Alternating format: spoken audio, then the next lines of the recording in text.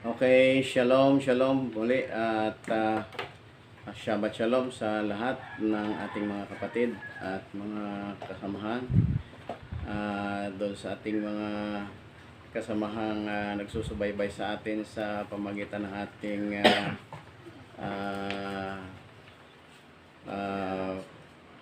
videos, ay Shabbat shalom din po sa inyong lahat. At nawa ay ma-feel natin ang kagandang loob at ang kahabagan ng Panginoong Hashem sa umagang ito ng Shabbat, at ating maranasan ang kanyang pag-ibig sa atin, at atin namang maipagkaloob sa kanya yung ating nararapat na paglilingkod sa araw na ito bilang pasasalamat natin sa kanyang dakilang pangalan.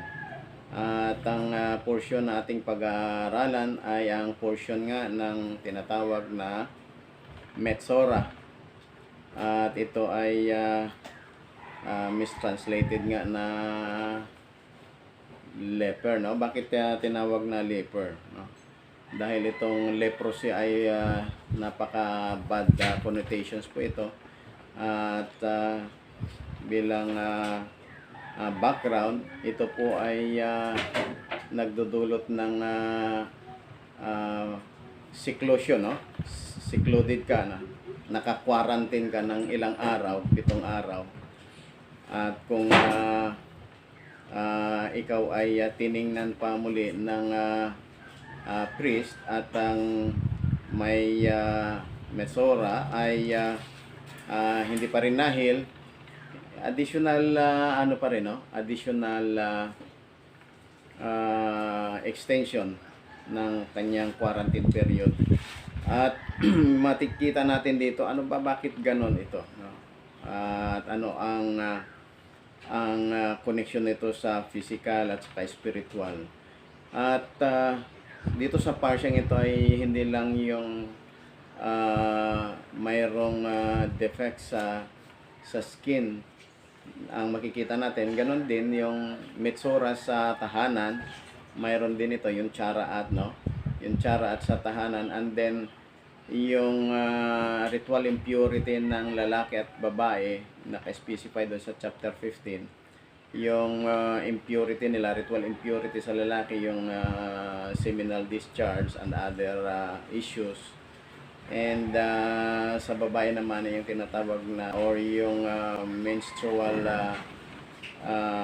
discharge nila. Okay? And usually yung ibang issues ng mga blood din, tinalakay din yan. Pero siguro sa panahon ito o sa pagkakataong ito, ating i-focus ang study natin doon sa tinatawag na Metzora, na mayroon itong dalawang name na ginamit, o na ay yung Sedra, Metzora. At ang pagkakataong ito, no, ay tinalakay dito yung process ng the process of purification for those who have been afflicted with this malady. But in the previous parsha, ay diniscuss doon yung mga signs and manifestations ng malady na ito, ng disease na ito. Actually, ito hindi lang physical or disease, no? So, ang parsya ngayon natin ay nakafocus na doon sa person who recovered Metzora and undergone purifications with special procedure, no? And the special procedures contains of 2 birds, spring water on in an earthen vessels, a piece of cedar wood, a scarlet thread, and a bundle of hyssop. Okay? So, yan po yung process of purification doon sa mga inflicted with Metzora. But paano natin maunawaan? How do I understand Metzora or this lessons of Tahara and Tuma? Okay. Kasi sang-ayon kay Rambam ay no matter how you study the lessons of Tahara and Tuma, ay it is very complex. It is very complex at most likely ay hindi natin maunawaan lahat ng mga details dito. But we will try our best na ma-discuss natin ng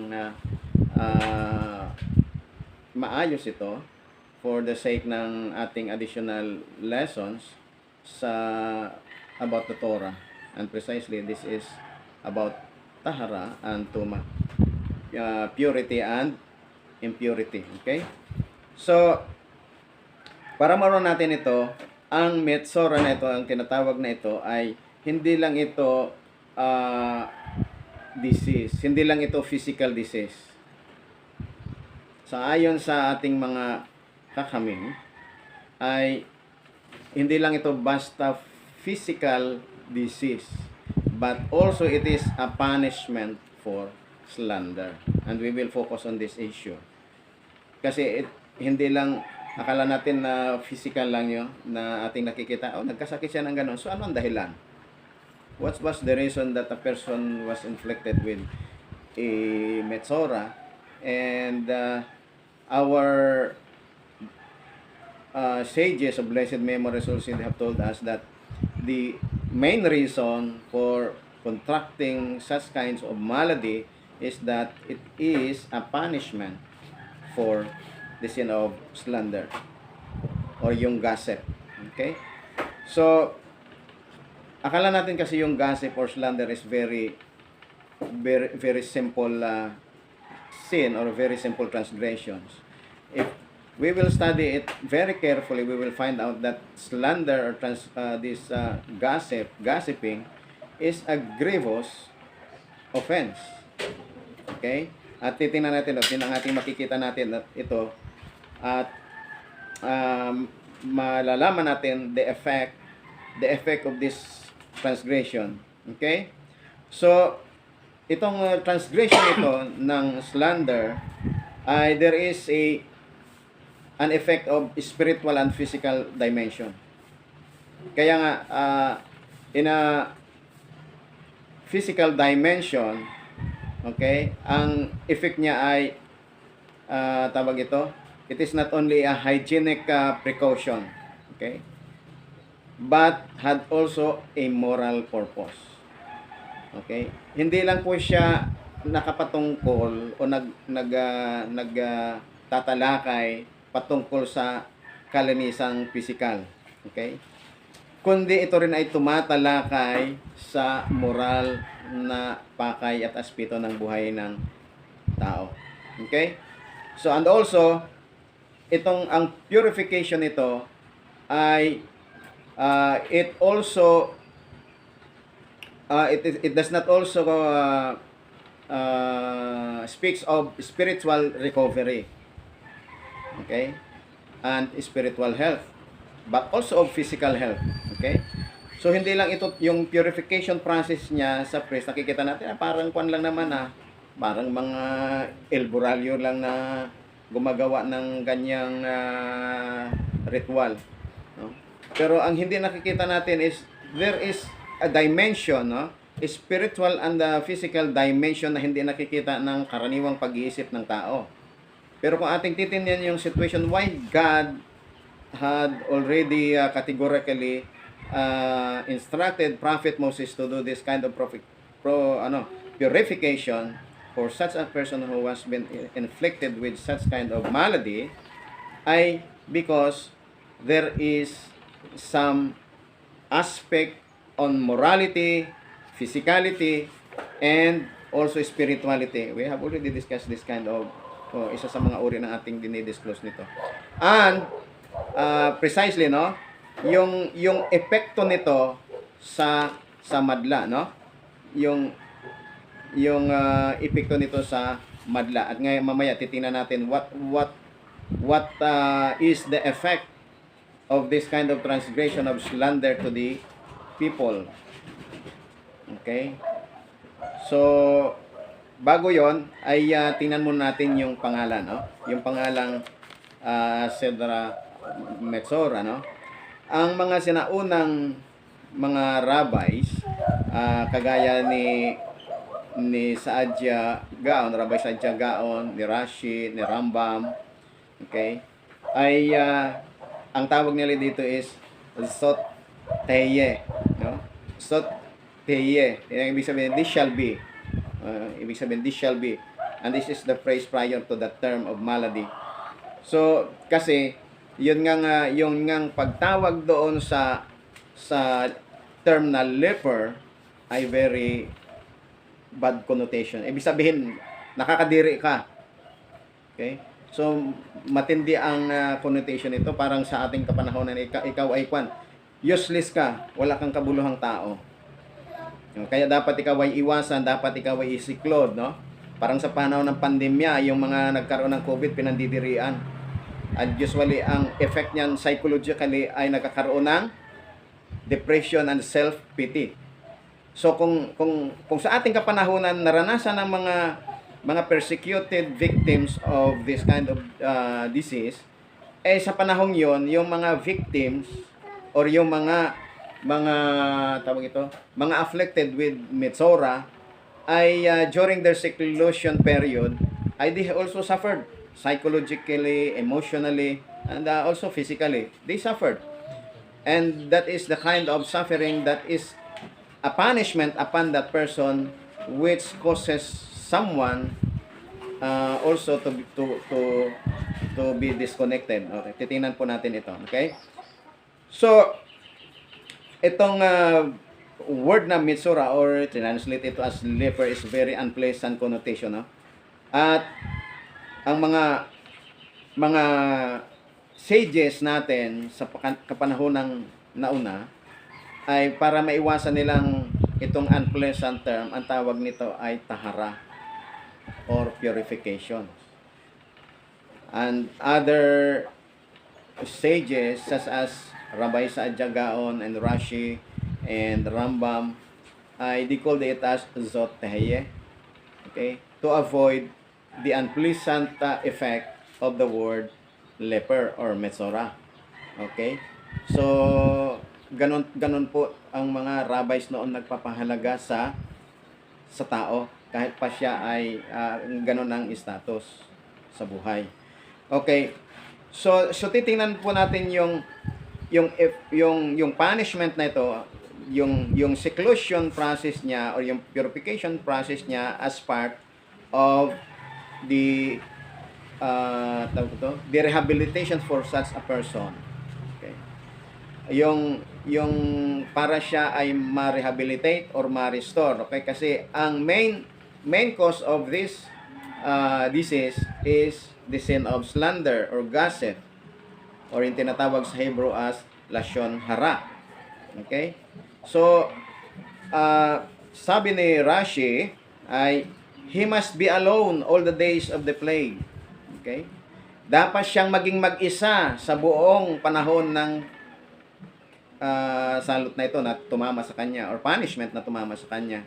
Ang dahilan is the reason for his isolation is that ang kanyang slander, his slander, tingnan po natin ito, no, yung cause and effect of the sin of slander. Ang dahilan nito is, ang cause nito at yung punishment nito, yung slander, no? At ang epekto nito, ang bunga nito ay he parted ways some relationship of husband and wife.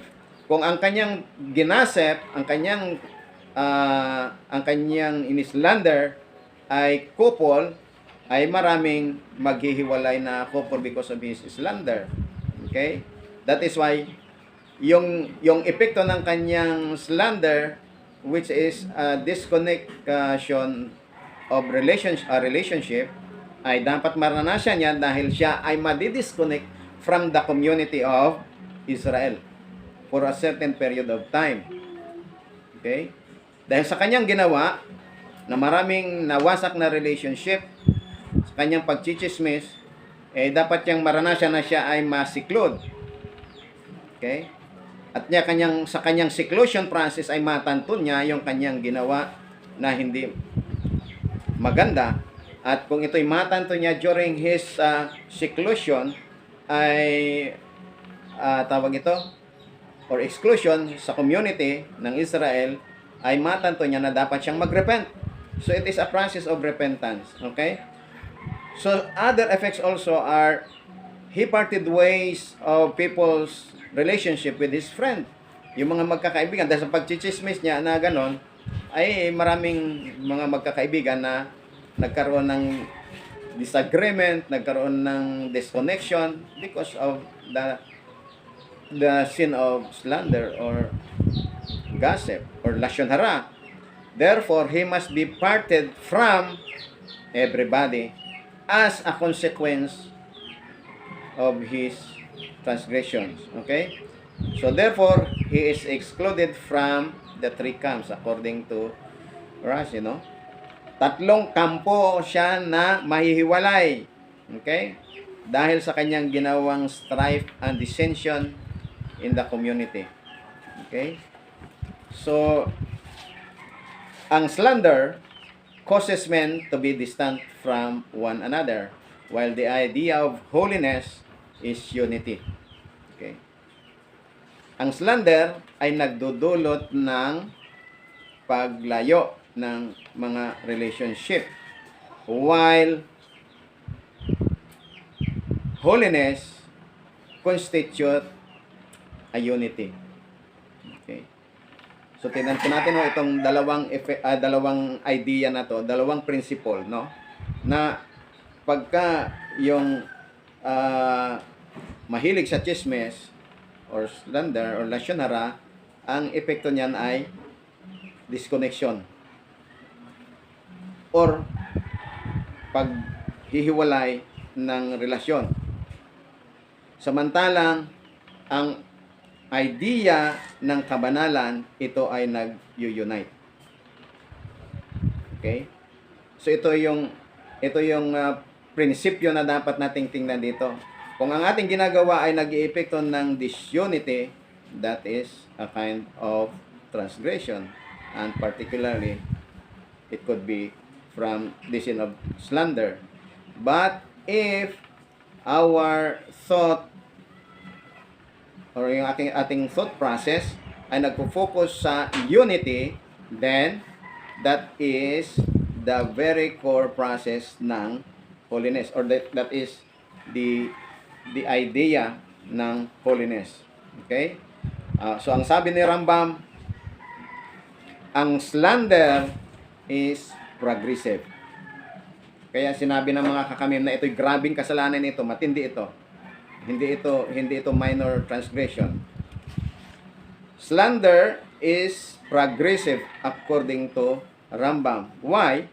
Because in its first level, he is against an ordinary people, according to Rambam. And the next process will be, he will be against the righteous, tzadikim. He will be against the righteous. And after that, he will be against the prophets, the writings of the prophets. He will be against the writings of the prophets. And if he will be against the writings of the prophets, then finally he will be against God. And if he will be against God, he will end by denying the fundamental knowledge of God and the fundamental faith, which is worse than idolatry. Okay? So, yung pag-deny daw sa existence ng God, sa fundamental faith na yan, sa unity or oneness ng God, sa pag-deny niyan, ay, this is worse than idolatry. Okay? So, what is the difference between these two? Ang idolatry ay naniniwala na mayroong Diyos. He believed that God exists, but only he denies the true essence of God.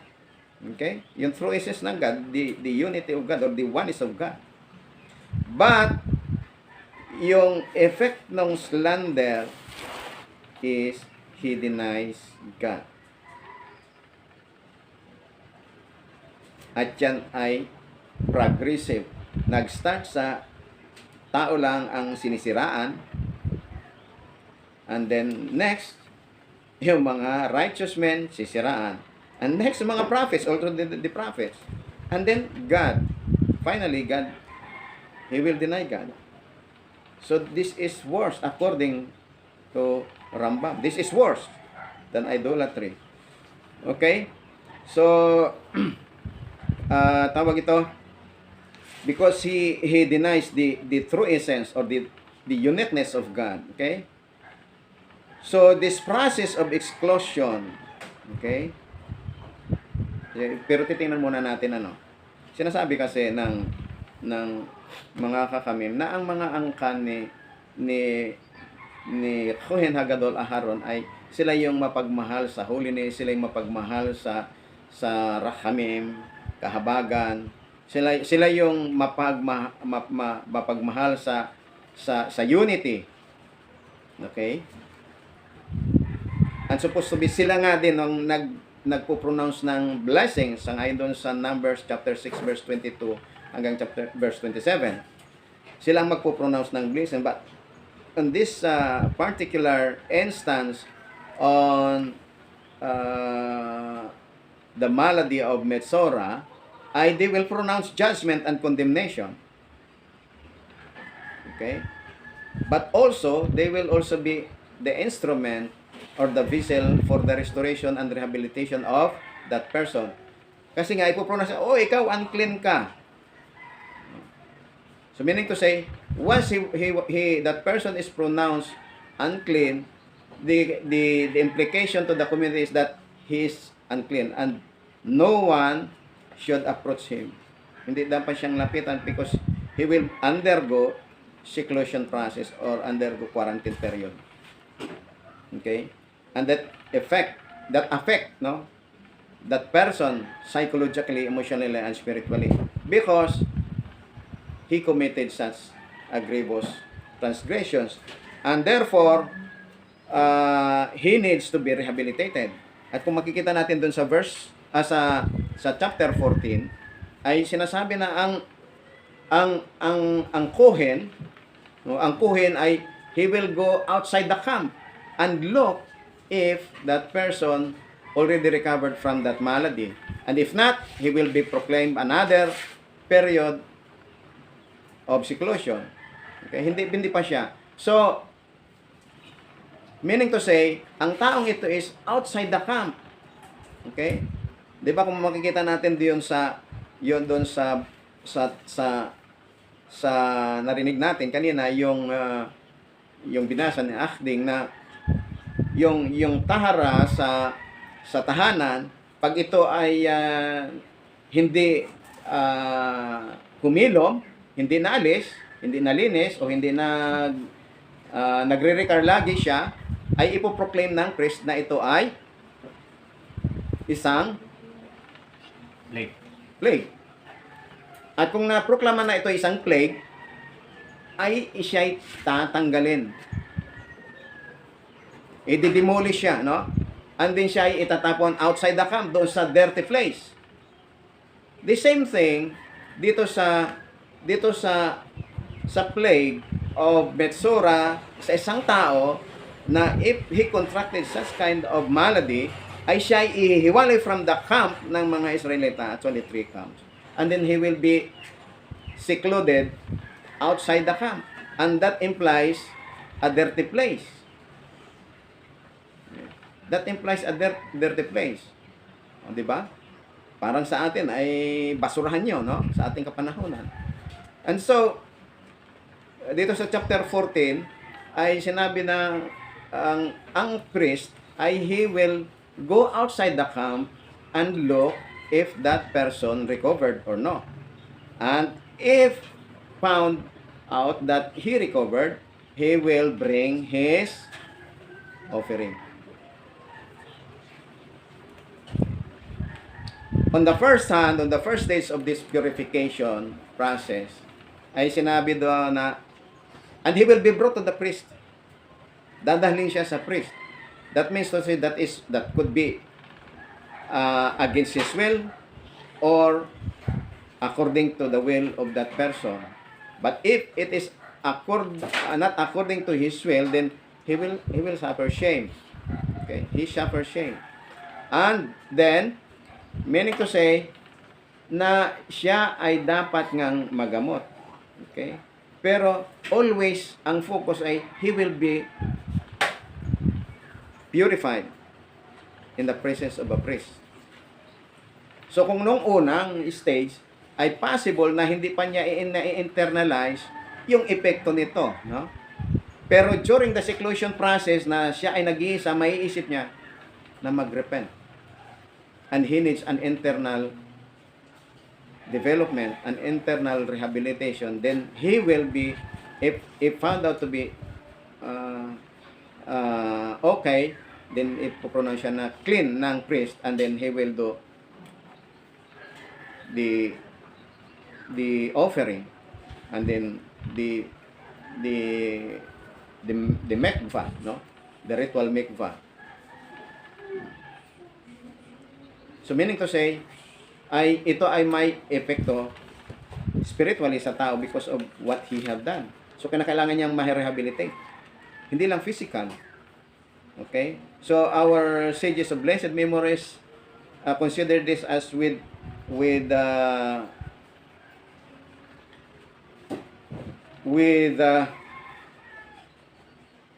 implication more on the spiritual aspect of a Jew, of an Israelite. So dapat siyang, kaya ginawa yung seclusion process para ma-refine, no? Kaya nakikita natin dito ay yung physical lang, no? Physical aspect na nandoon sa scheme niya.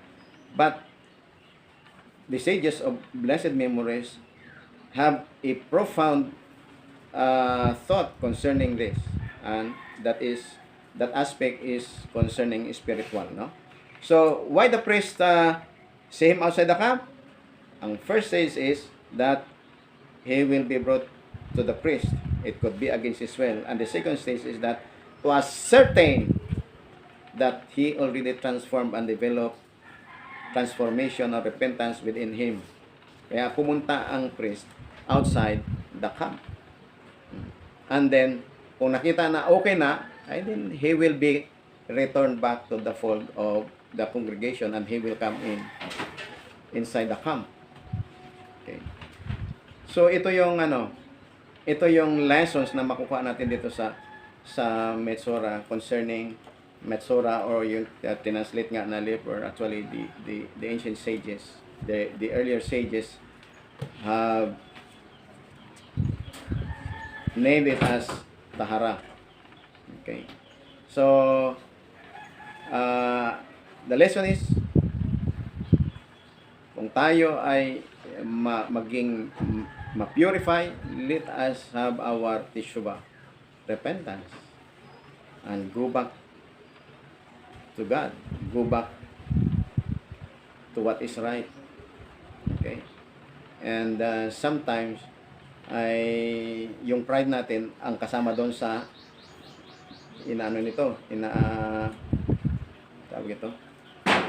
ina-address. Okay? One of that effect, one of the effect or the consequence or the fruit of that sin of slander is pride. Okay? So let's repent and go back to God. Teshuvah means return, no? Return 180 degrees from what is wrong and go to 180 degrees to what is right. So hopefully it gives us encouragements and inspirations concerning these lessons from Torah Parsha Metzora. Shalom Shalom. May Hashem bless us all. May you blessed our patriarchs Abraham, Isaac, Jacob, Moses, Aaron, David, and Solomon. May he bless all the congregations who are holy and righteous. May he bless everyone in this congregation, including the old, young, spouses, children, students, and all that pertains to them. May the King of the universe bless you, bestow upon you favor, and listen to your words of prayer. May he deliver you from distress and trouble.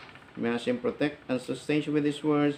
May spread over you a shelter of peace and cultivate among you brotherly love, peace, and fellowship. May He remove racism and hatred from among you. May He break the yoke of the nations from around your necks. And may He fulfill His promise as it is written. Hashem, the power of your forefathers makes you 1,000 times more than you are, as promised. May He bless you. May this please will. And all say, Amen. Shabbat Shalom po sa lahat. At tayo po ay nagtatapos na dyan.